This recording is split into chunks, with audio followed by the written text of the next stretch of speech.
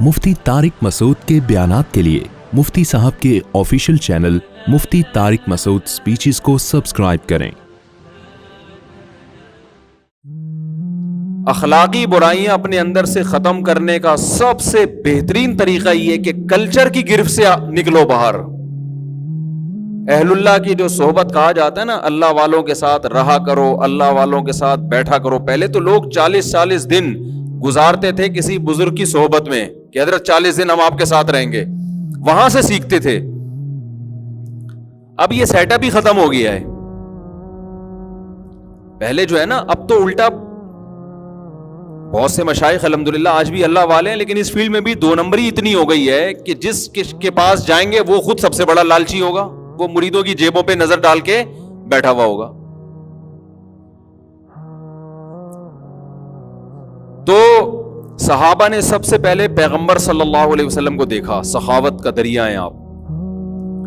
देखो, लोग हमें कहते हैं यार हमारी बीवी कंजूस है, खिलाती नहीं है, खर्च नहीं करती, पैसे दबा दबा के रखे हुए हैं उसने।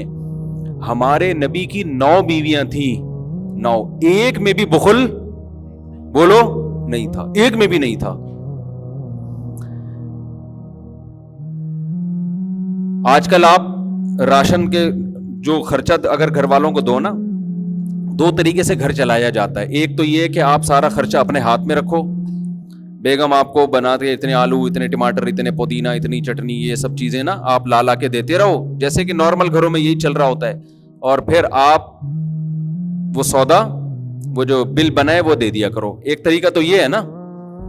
एक तरीका बाज लोगों में ये है कि भाई बेगम को एक स्पेसिफिक एक अमाउंट पकड़ा देते हैं, बेगम साहिबा ये घर का खर्चा है, गैस बिजली का बिल मैं दूंगा, घर का खर्चे के ये स्पेशल पैसे हैं, इसी में करना है जितना करना है।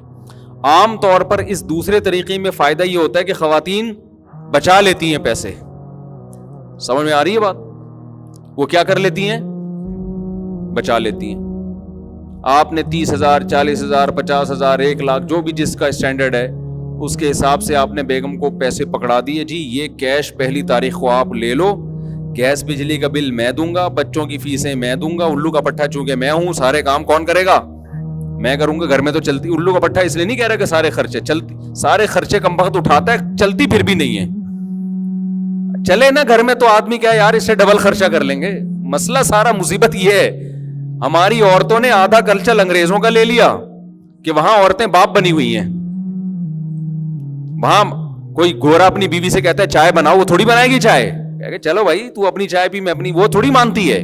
वो तो पर्स लटका के जा रही है यूरोप घूमने के लिए, अमेरिका से, कुछ नहीं कह सकता वो, उसको लॉ ही नहीं है। तो हमारी जो खवातीन है वो ये वाला कल्चर कहां से ले रही है? यूरोप से। और खर्चे वाला कल्चर इस्लाम का लिया हुआ है उन्होंने।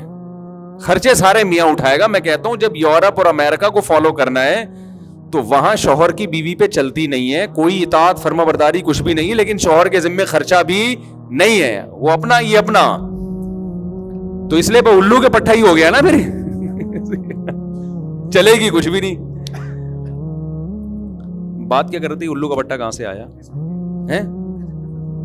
हाँ, तो कुछ लोग ये करते हैं कि भाई गैस का बिल मैं दूंगा, बिजली का बिल मैं दूंगा, मकान का किराया वो तो जितना भी आएगा मैं दूंगा, बच्चों के स्कूल है मैं, लेकिन जो आलू प्याज टमाटर का खर्चा है अब एक ही दफा पहली तारीख को मुझसे ले लिया करो। ये आप तजर्बा करके देखें, इसमें फायदा ये होता है कि खवातीन ऑटोमेटिकली घर का खर्चा बचा लेती है। आप खुद कर रहे होंगे तो बढ़ता चला जाएगा, पूरा ही नहीं होता। और अगर अमाउंट पकड़ा देंगे भाई इसी में पूरा करना है, तो उसका फायदा ये होता है कि खवातीन फिर कनात से वो पैसे बच जाते हैं। बचने के बाद क्या करती हैं? ये बचाना गलत नहीं है, ये तो किफायत शियार होने की अलामत है कि सारे आलू प्याज टमाटर में ना उड़ाओ भाई, कुछ और भी दुनिया में गम है। बचा के क्या करती हैं? अपने कोई शॉपिंग कर लेंगी, कुछ भी कर लेंगी, कमेटी डाल देंगी। लेकिन उम्महातुल मोमिनीन का मामला बिल्कुल इससे उलट था। नबी सल्लल्लाहु अलैहि वसल्लम 1 साल का राशन डलवा देते थे, 1 साल का।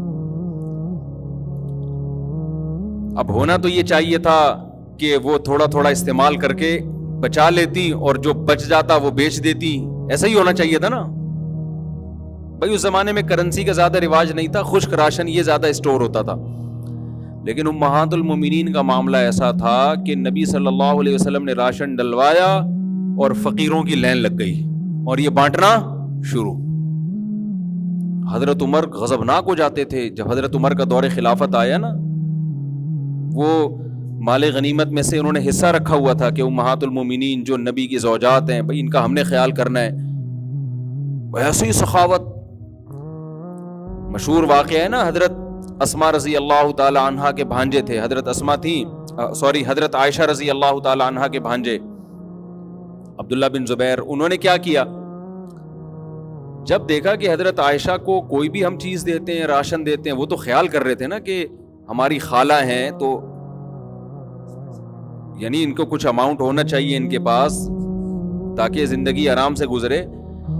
وہ کیا کرتے کہ جب ان کو کچھ بھی حضرت عائشہ کے پاس آتا, وہ صبح آیا ہے تو شام ہونے سے پہلے پہلے سب صدقہ.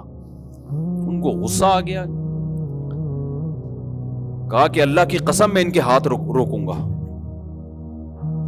حضرت عائشہ کو اتنا غصہ آیا کہ تو کون ہوتا ہے بھائی مجھے سخاوت سے روکنے والا. بھائی کیسے سخی لوگ تھے یار, کیسے سخی لوگ تھے, اور بات کرنا چھوڑ دی ان سے. بھائی یہ کون ہوتا ہے مجھ پہ پابندی لگانے والا کہ اتنا خرچ کرو, وہ اتنا نہیں کرو. خیر پھر وہ ان سے قسم توڑوائی گئی. جب قسم حضرت عائشہ نے توڑی ہے نا اور بات چیت شروع کی ہے, تو پھر اس قسم کے کفارے میں شریعت کہتی ہے 10 غریبوں کو 2 ٹائم کا کھانا اور 1 غلام آزاد. حضرت عائشہ غلام خرید کے ساری زندگی آزاد کرتی رہی ہیں. ایک نہیں, ہم اللہ کے نام کی قسم کھائی تھی وہ توڑ دی ہم نے, تو وہ زندگی بھر باندیاں آزاد کرتی رہی ہیں خرید. تو یہ موٹیویشن ان کو پتہ ہے کہاں سے ملی تھی؟ نبی کے زبانی ترغیبات سے نہیں. انہوں نے نبی صلی اللہ علیہ وسلم کو اس سے بھی زیادہ سخاوت میں دیکھا تھا, اس سے بھی زیادہ پیغمبر کو دیکھا تھا انہوں نے. لیکن یہ بات ایک الگ ہے کہ ہم اتنی سخاوت افورڈ, یہ بیانات موٹیویشن کے لیے ہوتے ہیں. ہمیں نارمل جتنا شریعت نے سخی رہنے کا کہا ہے اتنا ہی ہے. وہ کتنا ہے وہ میں بھی بتاتا ہوں انشاءاللہ. وجہ اس کی ہے کہ اگر آپ اتنے سخی بن گئے نا, صبح آ رہا ہے اور شام تک کچھ نہیں, تو ہمارے اندر وہ توکل نہیں ہے. ہمارے لیے قرآن کی الگ آیتیں ہیں, وہ میں بتاؤں گا کہ جو اضافہ ہے وہ خرچ کرو. اللہ نے ہم جیسے نالائقوں کنجوسوں کے لیے بھی قرآن میں کچھ اسپیسیفک آیتیں نازل کی ہیں کہ سارے ایک جیسے نہیں ہوتے. تو سخاوت انسان میں پیدا ہوتی ہے سخی لوگوں کے ساتھ زندگی گزارنے سے.